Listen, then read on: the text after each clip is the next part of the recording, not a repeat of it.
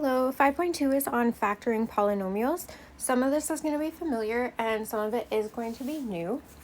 For 5.2 example 1, we're going to be factoring difference of squares.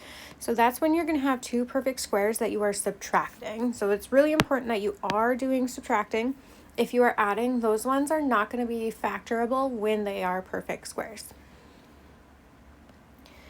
So when you are factoring, the first thing you want to look for is your greatest common factor. In our example 1a, x to the power 4 minus 64, that one only has a greatest common factor of 1. So there's nothing that we are going to change because the greatest common factor is 1. Then the second thing you want to look for when it's two terms, right now the only thing we know is how to factor difference of perfect squares. And we want to check, are these perfect squares? So are we able to take the square root of both of them and get a result? And if we look, the square root of x to the power 4, that is going to be x squared. And we know that because x squared times x squared would equal x to the power of 4, making it a perfect square. And the square root of 64 is 8. Once we know that, now we can factor because we are subtracting and they are perfect squares. When we factor, we are going to be writing it in two sets of parentheses. And this is where a lot of people in the last chapter would stop. And they would not write the parentheses. So make sure you are writing those for your factored answer. So we're going to start with our x squared in both of these. And then one of the parentheses we're going to be adding 8, and one of them we are going to be subtracting 8. And the reason one needs to be positive and one's negative, so if we were to FOIL this out, the 8x squared and negative 8x squared would cancel each other out to be 0. Okay.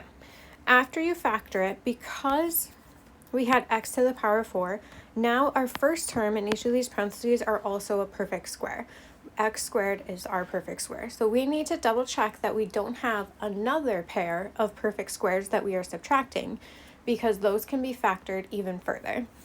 But if we look at this, 8 is not a perfect square, so that means we do not have a difference of squares, and that is as far as we can factor for this one. Okay, so now let's do example B. Starting with the same step, we are always checking for GCF, greatest common factor. If we look, both of these can be divided by 3. That means our GCF is 3. So we're going to rewrite this with 3 outside of the parentheses. And if we factor out a 3 from 3x to the power 4, we're left with x to the power 4. And if we take 48 and divide that by 3, that is going to give us 16.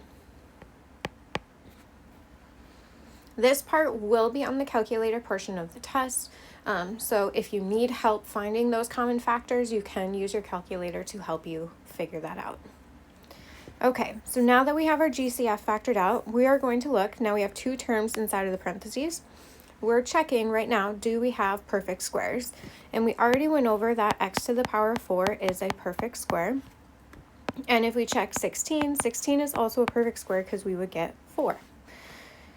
So now we know we have perfect squares, so we're going to rewrite that part in the parentheses as two separate parentheses with x squared plus 4 and x squared minus 4.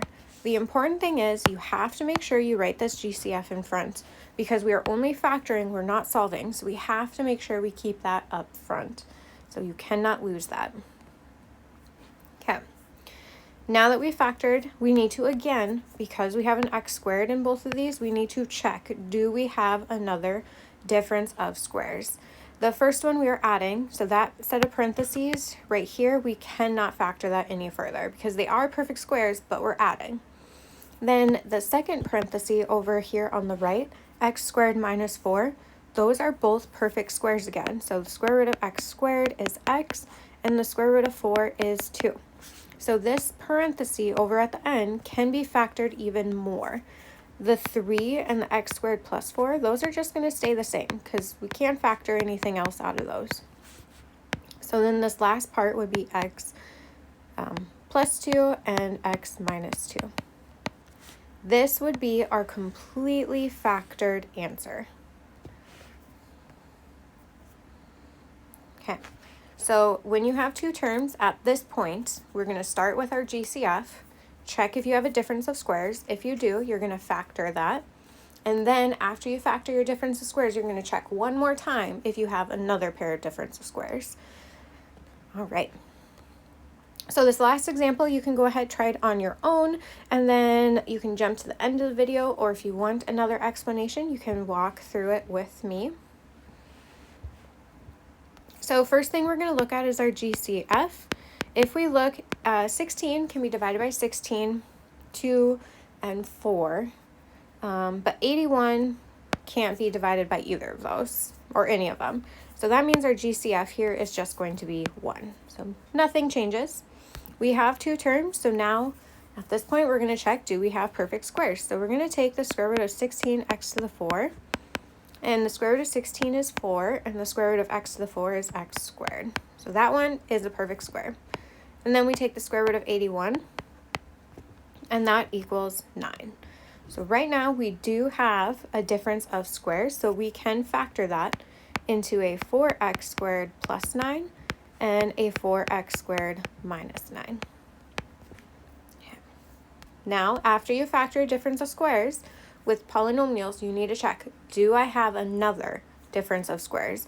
And if we look, this first one we are adding, so that cannot be factored any further. So that's going to stay as your 4x squared plus 9. Then this last set of parentheses, we are subtracting, so we're going to check, do we have a difference of squares here? So 4x squared, if we took the square root of that, that would give us a 2x, and the square root of 9 is 3. So 4x squared and 9 are both perfect squares, and we're subtracting. So that last parenthesis over there can be factored because it's a difference of squares. So we would have a 2x plus 3 and a 2x minus 3. Now we don't have any more squares on these last two parentheses, so we are not able to factor any further, and that gives us our final answer. One thing I have forgot to mention, the order of the parentheses does not matter in your answer. You just need to make sure one of your parentheses has a 4x squared plus 9. That could be the first one, the middle one, or the last one. It has to be somewhere in your answer. Same thing for the 2x plus 3. As long as that's in one of your parentheses, you are good. And then the third parenthesis has to have a 2x minus 3. So again, any combination of these three would be counted correct as long as you have the same thing in your parentheses. Okay, so that's how you would factor polynomials using difference of squares. The next one is going to go over perfect squares.